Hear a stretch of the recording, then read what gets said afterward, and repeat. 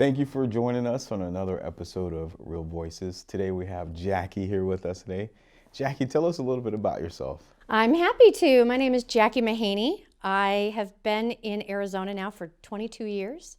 Originally from the Midwest. Everybody says, where are you from? Because nobody's ever from Arizona typically. And I've had my real estate license for 18 years.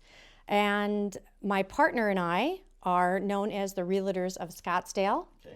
Kind of, not the housewives of Scottsdale or the housewives of Beverly Hills, but the Realtors of Scottsdale. And in addition to real estate, I also have a background in media advertising sales. I worked for many radio stations here in the Valley like KNIX and KEZ for about 10 plus years, and Channel 3 TV selling advertising. So I've got a marketing background as well as real estate. Okay. So making that switch over, what made you come to real estate and I guess leave marketing? Yeah, well, real estate is a lot of marketing, it is, right? So for sure. Those two go together. But you know what? I just got to a point in life where I really wanted to be extremely entrepreneurial in running my own business. So like I said, my next door neighbor, Richard, actually came to me and said, hey, why don't we partner up? And so in 2020 is when I actually decided to go into real estate, more so just full-time instead of part-time. And of course, the coronavirus hit. So yeah, that's been fun, to try to really get going in a year like 2020. But it's also been great because I've had to be a little bit more creative. So what kind of ways have you been creative in trying to still reach and touch people? Yeah. Well, I've gotten really good at newsletters, being very customizable in all of my material that I reach out to people. I was sitting open houses when we were able to do that over the summertime when it was hot as heck. I was at open houses. Been, extending myself in terms of joining more groups, even now that they're on Zoom. Just started into a BNI networking group, to get to know some folks, and doing some things at my church, and just in general extending myself a little bit more to meet people I otherwise wouldn't know. Okay, it's been tough, even for me, just trying to figure out different ways and different means of still being myself while trying to touch people through technology. It's been difficult for sure. But you always wear your funny hat on Zoom. I mean? Try. So I love those break hats. The ice. Yeah, literally. For sure. So tell me, you say you grew up in the Midwest. What state in particular? Okay, I'm Iowa. Okay. Not Idaho, not potatoes. I'm talking corn, yes, right? Yes. Yep. Born and raised in Iowa. Went to Iowa State University. And then after college, I actually spent, I said I did my time up in Minneapolis, right? And I know I'm sorry for all the people from Minnesota, but it was way too cold for Jackie Mahoney. And so I called my mother, who was living in Nebraska at the time, and I said, Mom, I'm moving to Arizona. I'd never even been here. And she called me the next day. She says, are you really moving to Arizona? And I said, I am. And she goes, I'll go with you. So yeah, my mother actually beat me here by about a month. Wow. So yeah, out okay. We came, and I've, it's been my home ever since, for sure. That's nice. I'm thinking about Iowa. When I moved to Utah, I just drove from Florida to Utah. And the only thing I got through Iowa was these winding, and I don't know why it was winding. It was just this winding road in the middle. I'm like, this is a straight, flat place. Why is it so winding? So yeah. I-2 is what it was. But yeah, so that's my idea of Iowa. But we stopped in the middle of the night and just saw the big sky. I had never seen anything like that. Yeah. All the stars. What was that like for you growing up? Well, it's funny you say flat, because everybody does think, children of the corn, right? Right. If you build it, we will come, right. type of thing. But if you're ever riding a bicycle across Iowa, what you'll realize is that it is not flat at all. Yeah. So there's a bike ride every year that goes from the Missouri River to the Mississippi, different paths throughout northern Iowa, middle, or southern, and it's called RAGBRAI. And so my brother is a big cyclist, and he was riding it every year. So when I was 17, of course, thinking I could conquer the world with no training whatsoever, I was on the track team. And so I actually rode my bike across the state of Iowa. Caveat, I rode my bike 2 days out of the 7. The other 5, I found a cute boy with a truck, put my bike in the back of the truck and made it to the Mississippi. But no, I love being from Iowa. I reminisce about my childhood and just how innocent times were back then.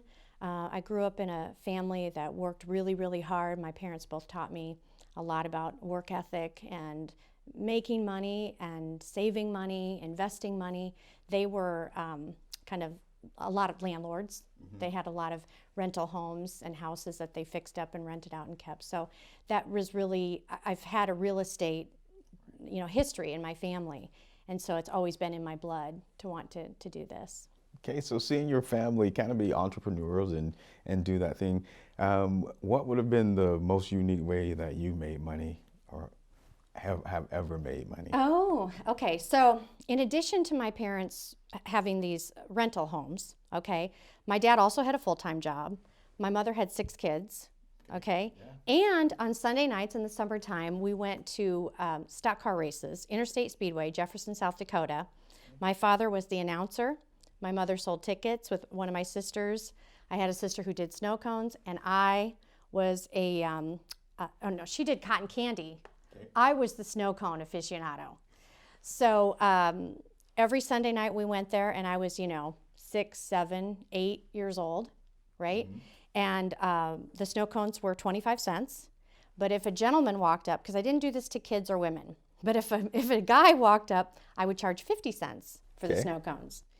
And he's like, little girl, that sign says a quarter. And I'm like, well, a quarter for the snow cone, a quarter for the tip. Well, what guy is going to turn down some little girl, right, with ponytails and all this stuff? So I'm just thinking I'm an entrepreneur getting this money in my pocket. So I got paid $3 for my shift. Mm-hmm.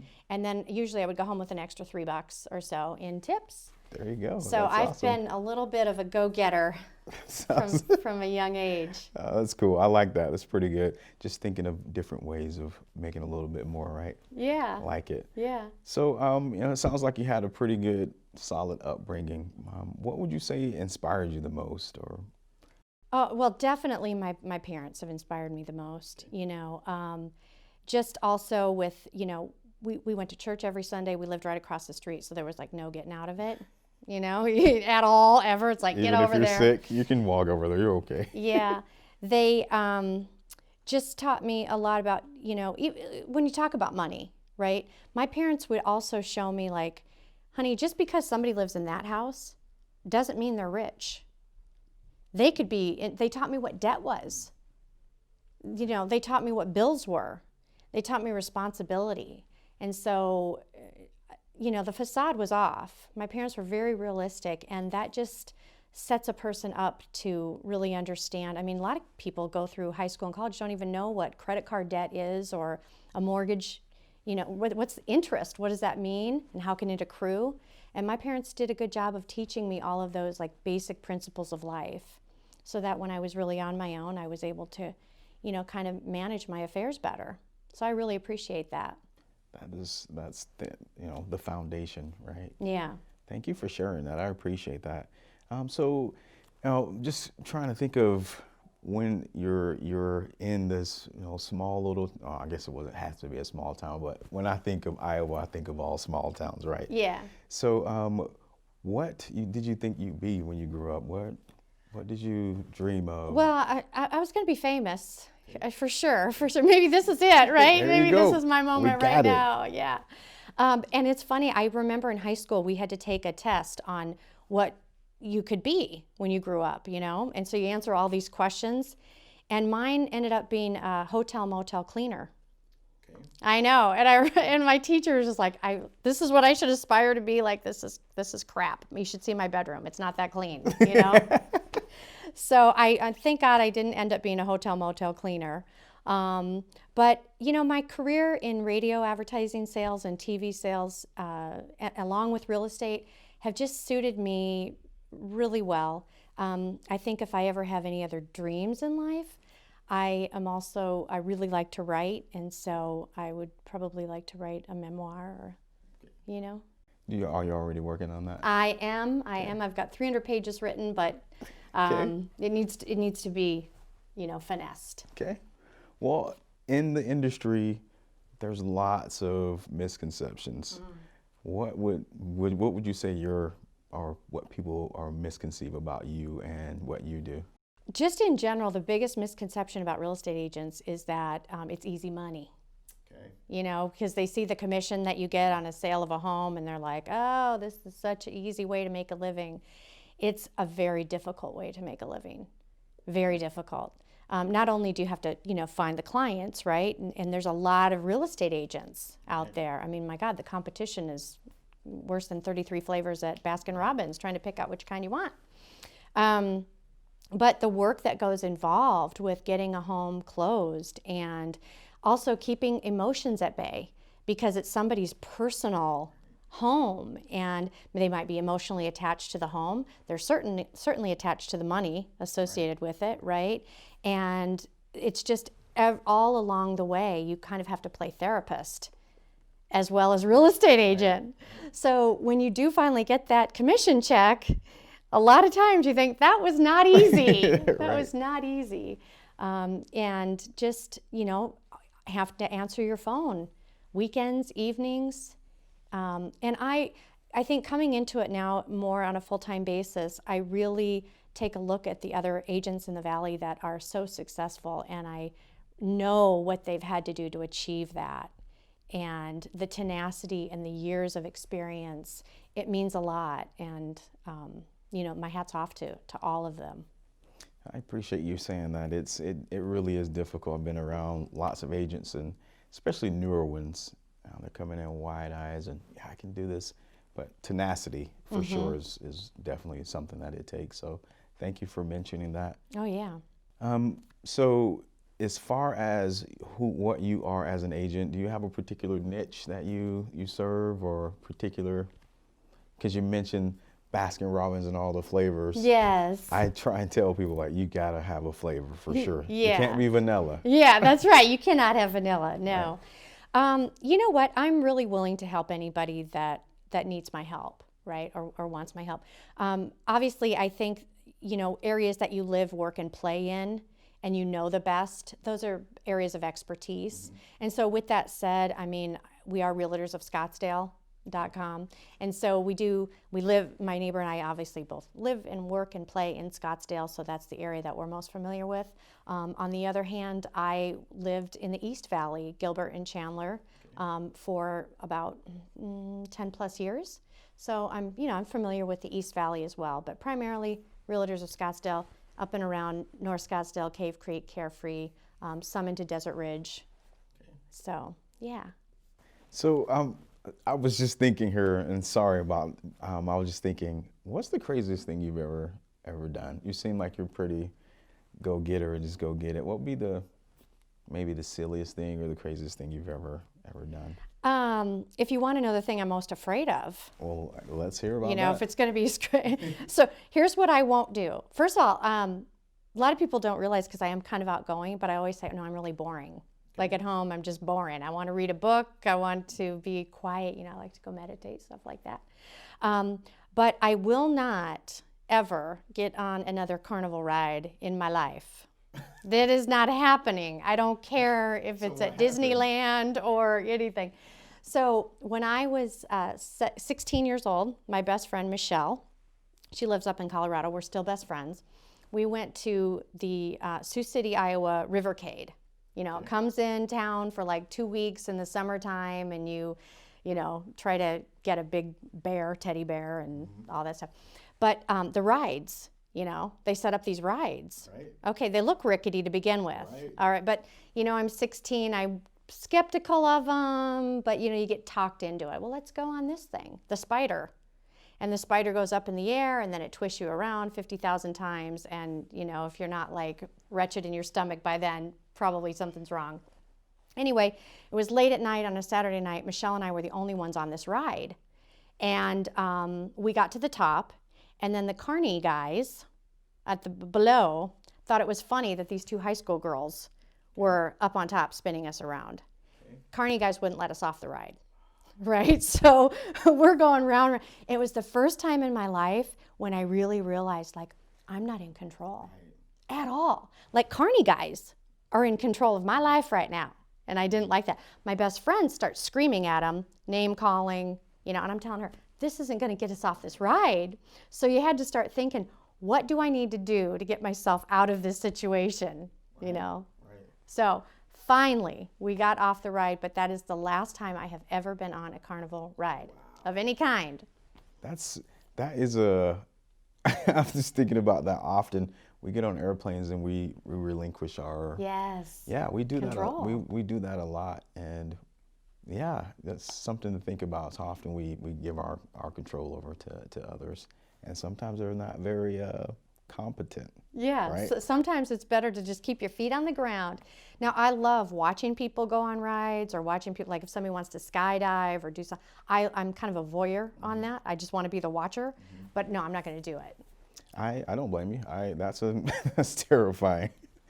Well, I usually ask, what is something you would not do or you wouldn't do over? So yeah, I think we've answered that one. So appreciate that. Yeah. Well, tell me a little bit about your favorite book.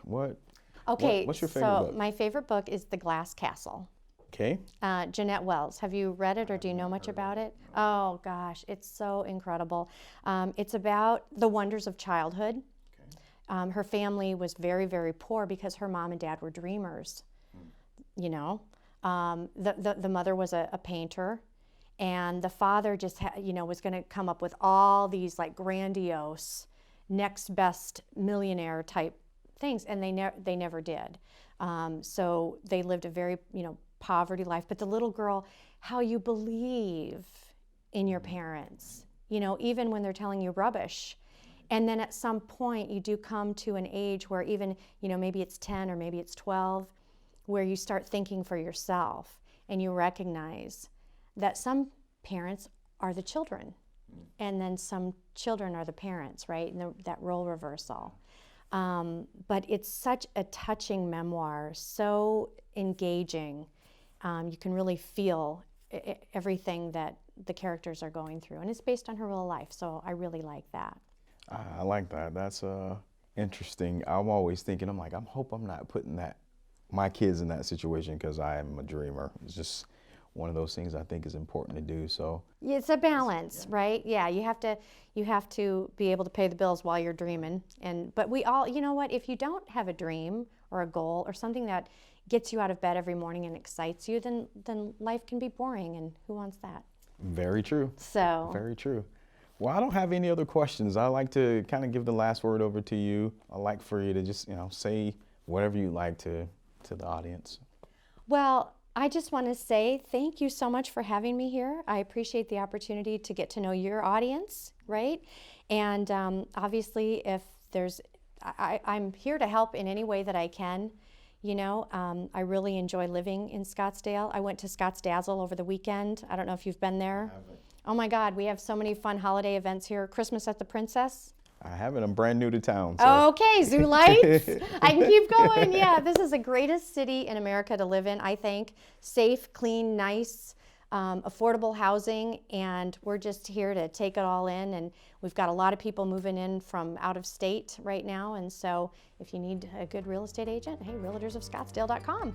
Awesome. Appreciate you coming on. Thank you, Jackie. Thank you so much for having me. I really appreciate it.